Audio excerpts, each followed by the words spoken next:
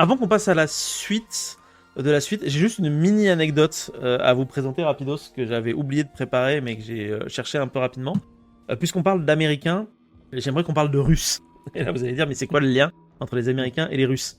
Voilà, vous avez des liens évidents qui viennent rapidement j'imagine, comme la guerre froide, mais là on est là pour parler de la première guerre mondiale. Alors sachez qu'il y a un lien très étroit entre les Russes et les Américains en 1915 pour la bonne raison qu'en 1915, l'armée russe fait face à une pénurie critique d'armes, notamment de fusils standards Mosin-Nagant, en raison de pertes massives et d'une production industrielle insuffisante. Et pour combler ce déficit, la Russie, elle va se tourner vers qui? Les États-Unis. Vers les États-Unis, exactement. Sauf que les Ricains, qu'est-ce qu'ils font comme modèle d'armes chez eux, à votre avis?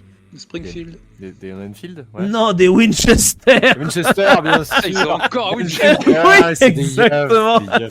Donc en fait, Ah oui. du coup, les Ricains vont vendre, et ça je savais pas, et je trouve ça génial comme anecdote, ils vont vendre plus de 290 000 exemplaires du modèle 1895 de Winchester.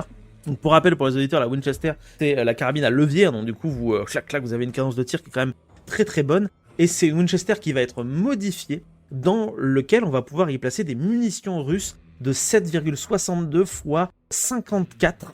À savoir donc, vous savez, les balles avec des balles à pointe, quoi. Pas ce qu'on met normalement dans une Winchester habituellement. Et là, normalement, Léopold, tu dois te dire, bon sang, mais ça me rappelle un petit peu quelque chose. Ah, c'est Bon la... sang, ça me rappelle un peu quelque chose. Mais je ne sais plus quoi. Pour le coup, normalement, ça doit rappeler quelque chose que à Léopold, parce qu'en fait, cette arme de Winchester améliorée avec des balles longues, on peut C'est la la Mako. jouer. C'est la Mako dans Unshowdown, exactement. C'est la Mako d'un chien. C'est la Mako. Et en fait, quand j'ai vu ça, j'étais en mode, mais c'est la Mako. La Mako existe pour de vrai. C'est incroyable.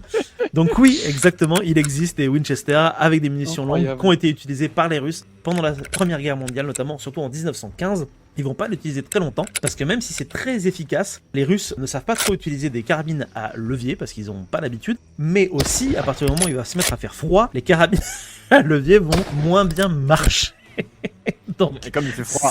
comme toute tu l'année feras chez souvent en eux. Russie, finalement, peut-être qu'il fallait pas acheter des Winchester pour aller combattre les Allemands. Je trouve ça dingue. Pour aller combattre les Allemands sur le front de l'Est. Voilà, c'est tout donc pour cette petite anecdote croustillante sur l'utilisation des fusils Winchester qui remplacent le Mosin-Nagant pendant la Première Guerre mondiale.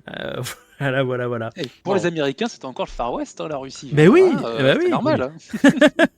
Oui, ça c'est bien, ouais.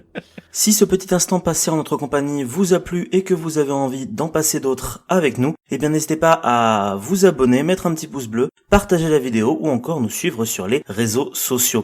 Sachez que vous pouvez aussi écouter cet épisode dans son entièreté et pour cela vous n'avez qu'à vous rendre dans la description de la vidéo. Je vous dis à très bientôt pour à nouveau écouter un petit peu de tout et surtout un petit peu de rien.